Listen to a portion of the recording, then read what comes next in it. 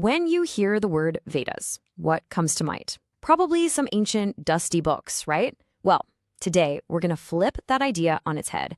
We're going to treat them like the foundational source code of an entire civilization. Yeah, you heard that right. So let's dive in. So let's start with a question that's going to totally reframe how you think about this. What if the world's oldest scriptures just aren't books at all? What if everything we assume, that they're written, that they're read, is just wrong in this case? And what if, for most of human history, they were something else entirely? A living library made of pure sacred sound. Think about that. A library not of text, but of perfectly preserved sound, passed down from one mind to the next.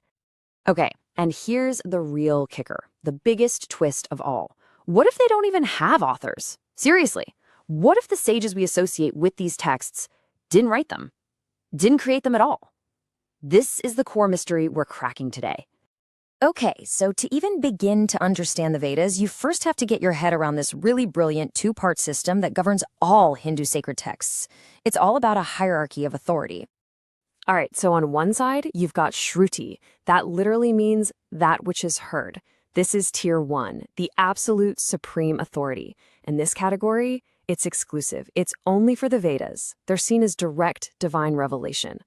Then on the other side, you have Smṛti, which means that which is remembered. This is tier 2.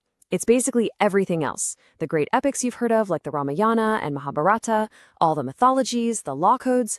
Now, this stuff is deeply revered for sure, but it's understood to be human compositions, and it's always secondary to Śruti. Now, here's where it gets really cool, because there's a powerful modern analogy that makes this crystal clear. Think of Śruti, the Vedas, as the Constitution, right? It's the supreme document filled with timeless principles. It's the final word. And Smṛti? Well, that's the entire body of laws and statutes. All those laws are there to apply the Constitution's principles to everyday life, but, and this is key, they can never, ever violate the Constitution itself. And that right there, that's the genius of the system. It gives the tradition this unchangeable, eternal anchor, that's Śruti, while also allowing for this flexible, adaptive body of wisdom in Smṛti that can literally evolve over thousands of years. Okay, so let's build on that. Now we're going to tackle the most profound, maybe the most mind-bending concept about the Vedas, where they actually come from.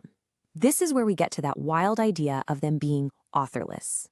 The Sanskrit term for this is apauruseya. It literally means not of a man. The core belief here is that the Vedas are a collection of eternal truths that weren't, created or composed by any single human mind. So you're probably asking, well, if they weren't authors, what were the ancient sages, the rishis? Great question. They were seen as seers. The idea is that through intense meditation, they purified their consciousness to such a degree that they could directly perceive the fundamental laws of the universe. It's like they had a high-powered telescope that could peer right into the fabric of reality itself. Okay, and here is the absolute best way to understand this from a modern scientific worldview. Think about this. Albert Einstein did not invent E equals mc squared. He discovered it, right? That relationship between energy and mass was already there. It was an authorless, pre-existing truth of the cosmos. Einstein was the seer who first perceived it and then gave it a language we could understand.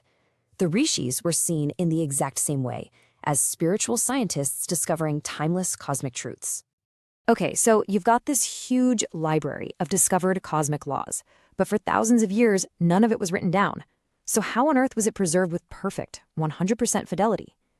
The answer is one of the most sophisticated information technologies ever created, the human mind itself. The system was called the Guru Shishya Parampara, the master-disciple chain. And look, this wasn't just kids sitting around memorizing stuff. No. This was a highly scientific system of recitation with built-in error-checking protocols to ensure total data integrity. Why? Because the sound itself was considered sacred and powerful. Just look at how this worked. It's amazing.